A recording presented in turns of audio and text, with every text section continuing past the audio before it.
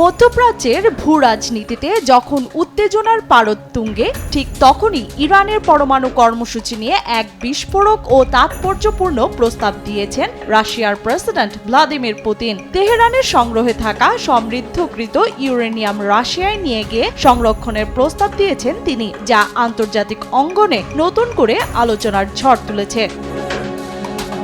গত শনিবার মস্কোতে আয়োজিত এক সংবাদ সম্মেলনে পুতিন স্মরণ করিয়ে দেন এক ঐতিহাসিক নজিরের কথা। তিনি জানান, 2015 সালেও রাশিয়া একইভাবে ইরানের ইউরেনিয়াম নিজেদের জিম্মায় নিয়েছিল। চলমান সংকট নিরসনে মস্কো এবারও সেই নিরাপদ রক্ষকের ভূমিকা পালন করতে পুরোপুরি প্রস্তুত। পুতিনের দাবি অনুযায়ী সংঘাতের শুরুতে সব পক্ষই ইরান থেকে ইউরেনিয়াম সরিয়ে নেয়ার বিষয়ে একমত ছিল, কিন্তু বাদ থাকে ওয়াশিংটন। যুক্তরাষ্ট্রের একগুঁয়েমি ও ইউরেনিয়াম শুধুমাত্র নিজেদের দেশে স্থানান্তরের শর্তের কারণে তেহরানও কঠোর অবস্থান নেয়। তবে হাল ছাড়ছেন না পুতিন। যুক্তরাষ্ট্র ও ইরানের সঙ্গে নিয়মিত যোগাযোগের মাধ্যমে এই কূটনৈতিক অচলাবস্থা কাটানোর স্বপ্ন দেখছেন তিনি।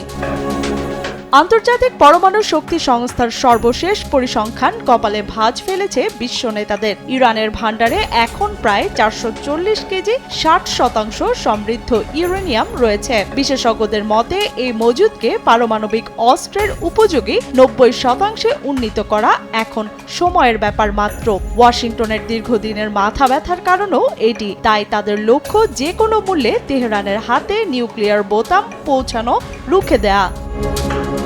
এদিকে পর্দার আড়ালে এক নাটকীয় পট পরিবর্তনের গুঞ্জন শোনা যাচ্ছে। আন্তর্জাতিক গণমাধ্যমগুলো বলছে, বৈরিতা ভুলে এক পৃষ্ঠার একটি গোপন সমঝোতা স্মারক বা MOU এর দাঁড়গোড়ায় দাঁড়িয়ে আছে ইরান ও যুক্তরাষ্ট্র। তবে বিশ্লেষকদের মতে পুতিনের এই প্রস্তাব এবং ইরান যুক্তরাষ্ট্রের সম্ভাব্য গোপন সমঝোতা যদি বাস্তবের মুখ দেখে, তবে তা হবে বর্তমান দশকের সবচেয়ে প্রভাবশালী কূটনৈতিক সাফল্য। এটি কেবল মধ্যপ্রাচ্যের বারুদ ঠাসা পরিস্থিতি শান্ত করবে না, বরং বিশ্ববাজারে তেলের সরবরাহ এবং অর্থনৈতিক স্থিতিশীলতা বজায় রাখতেও পালন করবে এক ঐতিহাসিক ভূমিকা। লিয়ানা শারমিন, সময় সংবাদ।